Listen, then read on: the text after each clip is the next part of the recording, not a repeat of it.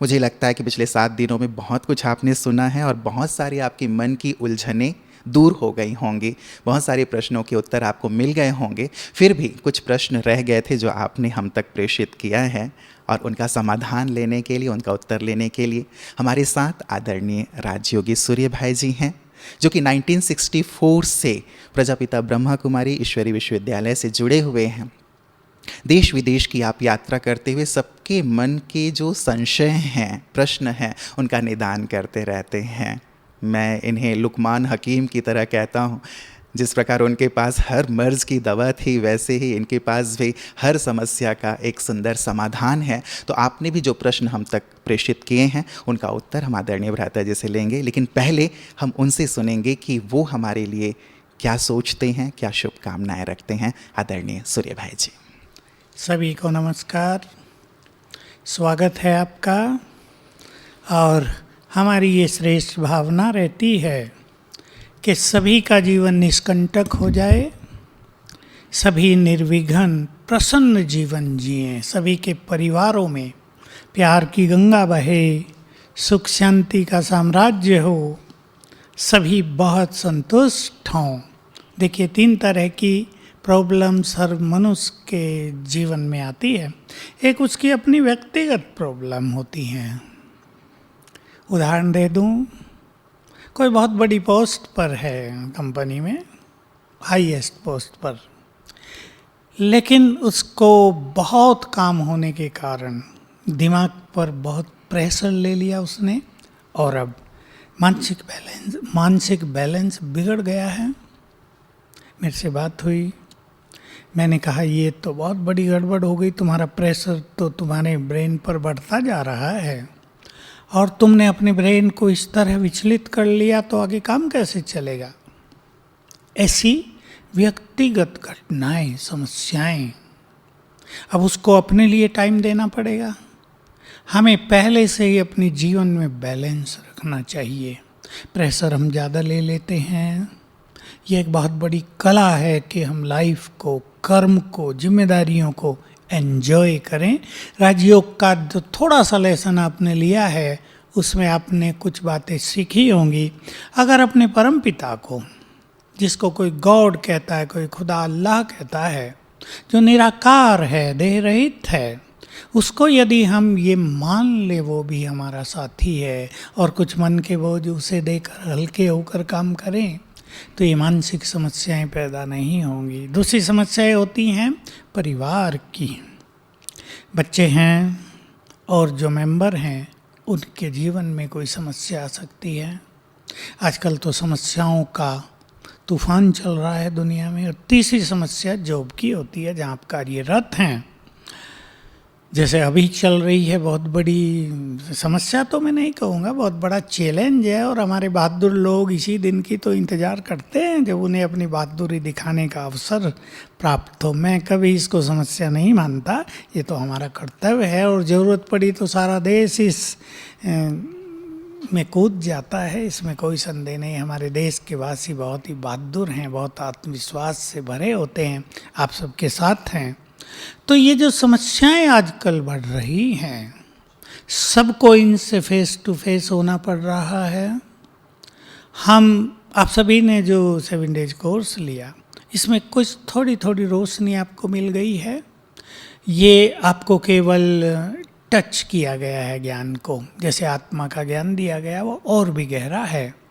और जितना जितना हम आत्मा होने की प्रैक्टिस करते जाएंगे, तो ये ज्ञान गहरा होता जाएगा। आपकी खुद ही बुद्धि में वो रिफाइंड नॉलेज आती रहेगी और इससे आपको फ़ायदा महसूस होगा। आप सवेरे उठकर 10 मिनट सोल कॉन्शियसनेस का अभ्यास कर लेना। मैं आत्मा हूँ यहाँ, point of light, point of energy, मैंने इस देह में प्रवेश किया है, मैं आँखों से देख रही हूँ। और बहुत सारी बातें जो आपको बताई, उनका चिंतन कर लेना 10 मिनट। आपको लगेगा एक नई एनर्जी आ गई है। और जब एनर्जी आ गई है, तो कई बैड एनर्जी नष्ट हो गई हैं जो समस्याओं को पैदा करती हैं। ऐसे ही दूसरी चीज़ आपको बताई, जो भगवान है, खुदा है, कोई उसे मालिक कहता है, परमपिता हम कहते हैं, गॉड फादर कहते हैं, एक्चुअली वो हमारा पिता है। कुछ लोग ये मानते हैं रूहों को उसने बनाया है तो पिता हो गया ना, क्रिएटर है वो, मालिक भी है और पिता भी है। हम उसे अपना पिता माने तो जो कुछ उसका होगा वो हमारा हो जाएगा, उसकी शक्तियाँ हमें मिल जाएंगी।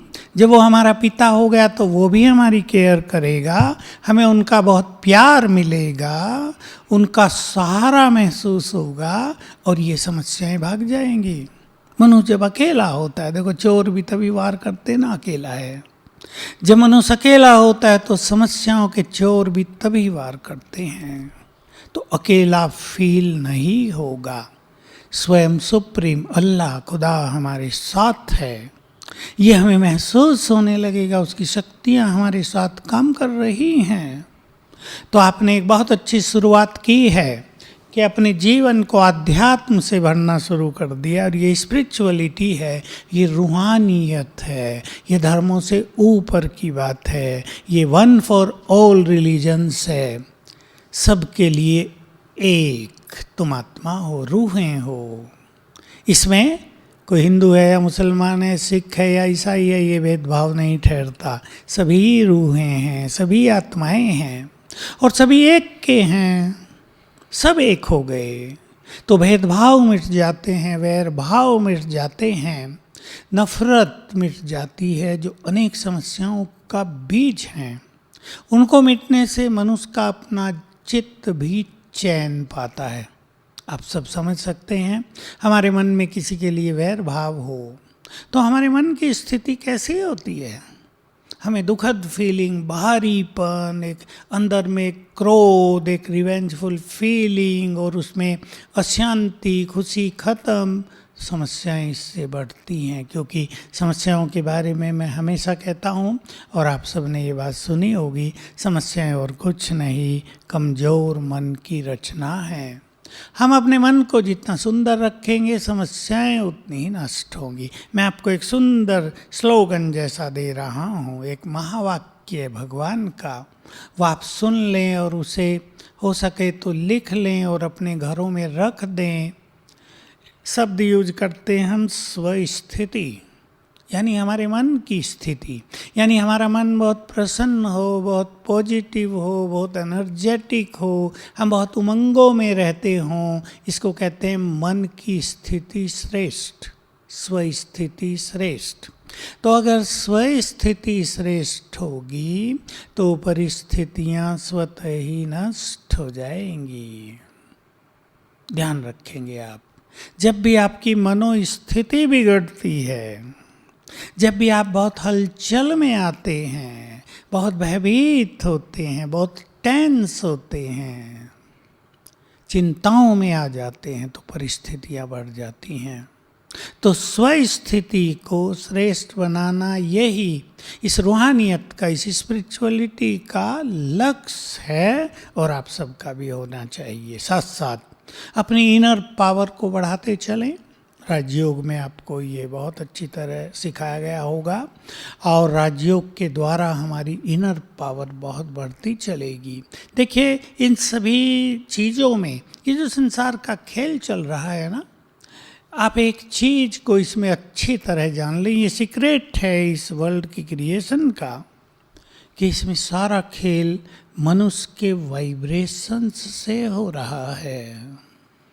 हम जो कुछ संकल्प करते हैं उनके वाइब्स फैलते हैं, उनके वाइब्रेशंस फैलते रहते हैं, वो उस व्यक्ति को टच करते हैं जिसके लिए हम सोच रहे हैं। उदाहरण, किसी व्यक्ति ने आपका बुरा कर दिया है कल, अब आज आपके मन में उसके लिए थोड़ा नेगेटिव शत्रु भाव चल रहा है। ऐसे कहूँगा उसको, ये सिखाऊंगा उसको, उसने मेरी इंसल्ट की है। आपका मन थोड़ा परेशान भी है, बेचैन भी है। अब आपके ये संकल्पों के वाइब्रेशंस उस व्यक्ति को पहुंच रहे हैं, उसको टच कर रहे हैं। दो बातें होंगी, उसको टच करके उसके वाइब्रेशंस को साथ में लेकर वापस आपके पास आएंगे, आपकी परेशानियां बढ़ाएंगे, और उस व्यक्ति के मन में भी वैसे ही विचार फिर चलेंगे। आने दो, दोबारा फिर देखूंगा उसे, इस बार ऐसा बोलूँगा, वो सुधरता नहीं है, दूरी बढ़ती जाएगी।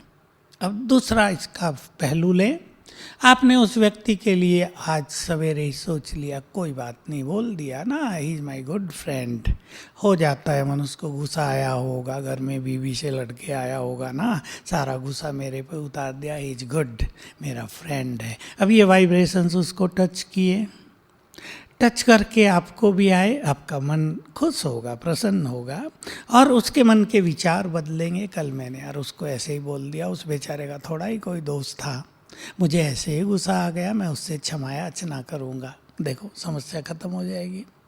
तो ये वाइब्रेशंस का खेल संसार में बहुत ज़्यादा चलता है, इस बात को आप ध्यान रखेंगे और मन की स्थिति को बहुत सुंदर, पावरफुल, एनर्जेटिक रखेंगे, समस्याएं दूर होती जाएंगी। अब हम आपके प्रश्न लेते हैं। हाँ रूपेश भाई जी, आपने व्रता जी राजयोग की बात कही, वाइब्रेशंस की बात कही और साथ ही स्पिरिचुअलिटी की बात कही है, तो मैं शुरुआत वहीं से कर रहा हूँ। पहला प्रश्न आया है कि आध्यात्मिकता से कैसे विभिन्न धर्मों में एकता लाई जा सकती है, क्योंकि विविधता हमारे देश में है और कई बार बीच बीच में धार्मिक वैमनस्य दिखाई देता है। अध्यात्म कैसे इसे एक सूत्र में बांध बहुत सकता अच्छा है? क्वेश्चन आपने किया। देखिए, हमारा ईश्वरीय विश्वविद्यालय ब्रह्मा कुमारी जी इस बात का एक प्रैक्टिकल सबूत है कि यहाँ सभी धर्मों के लोग, सभी जातियों के लोग आते हैं। सच तो ये कि हमें पता भी नहीं चलता कौन कैसा, जब तक उसने मुस्लिम टोपी ना लगाई हो तब तक पता नहीं चलता। बिना उसके आते हैं बहुत लोग, बाद में हमें पता चलता है बहुत सारे मुस्लिम सभा में बैठे थे। भारत हिंदू धर्म की भिन्न भिन्न जातियों और संप्रदायों के लोग जो कभी आपस में टकराते थे बहुत, मैं बड़ा, मेरा गुरु बड़ा, तेरा छोटा, वो सब आते हैं, एक साथ रहते हैं, एक साथ भोजन करते हैं, कोई वैमनस्य उनमें नहीं रह जाता। इसका कारण है उनको ये भाव दिया जाता है, तुम सब आत्मा हो, रूहें हो, तुम सब आत्माएं हो। ये धर्म तो फिजिकल धर्म है, इनको देह के धर्म कहा गया, गीता में भी आई है ये बात। हे अर्जुन, देह के धर्मों को त्याग कर तुम स्वधर्म में स्थित हो जाओ। स्वधर्म माना आत्मा का धर्म, रूह का धर्म, सोल का धर्म। तो सोल सभी एक जैसे ही हैं, सोल्स में ये अंतर नहीं होता धर्मों का, शरीर के अनुसार ये अंतर बनता है। तो स्पिरिचुअलिटी ये सिखाती है, हम लोग ये सबको सिखाते हैं, यू ऑल आर सोल्स, सब रूहें हो और एक भगवान के बच्चे हो सभी, चाहे उसे आप कुछ भी नाम दें अपनी भाषा में, अरबी में कुछ और कहा तो उर्दू में कुछ और, इंग्लिश में, हिंदी में भी अलग अलग नामों में अलग अलग भाषाओं में अलग अलग नाम है। हमारे यहाँ शिवलिंग है, सबकी अलग अलग नाम है, एरिया वाइज हैं। मैं सभी भाषाओं को जब देखता हूँ भिन्न भिन्न जगह जाके तो पता चलता है उस एरिया की जो भाषा थी उस अनुसार नाम रख दिया गया है जी। तो नाम से कुछ नहीं होता। All are souls, children of supreme soul, supreme being. English में ये शब्द अच्छा है, सुप्रीम बीइंग। उसे कोई अल्लाह कहे, खुदा कहे, गॉड कहे, भगवान, ईश्वर, ये रूहानियत है। ये जब हम अपने अंदर बढ़ा लेते हैं तो ये नफरत और वैर भाव समाप्त हो जाता है। जी, मतलब ये एक सार है। बिल्कुल। और साथ में फिर धर्मों का सार भी मैं कहूँ तो धर्मों का सार होता है जीवन को स्वच्छ करना, निर्मल करना, मन के विचारों को सद्भावनाओं से भरना, काम क्रोध लोभ मोह अहंकार से स्वयं को मुक्त करना। हर धर्म के ग्रंथ में ये बातें, अहंकार छोड़ो, क्रोध छोड़ो। अगर धर्म ग्रंथों पर मनुष्य चलने लगे तो कहाँ लड़ाई झगड़े की मार्जिन है, सब खत्म हो जाए। केवल पढ़ते हैं, तर्क करते हैं, टकराते हैं, चलते नहीं हैं। चल कर देखो, सब एक साथ चलने लगेंगे। बिल्कुल। और जो आपने सार युक्त बात कही भ्राता जी, सचमुच वो तो बहुत गहन है कि हम सब रूहें हैं, आत्माएं हैं और एक के बच्चे हैं, तो भाई बहनों का तो आपस में बहुत प्यार होना ही चाहिए।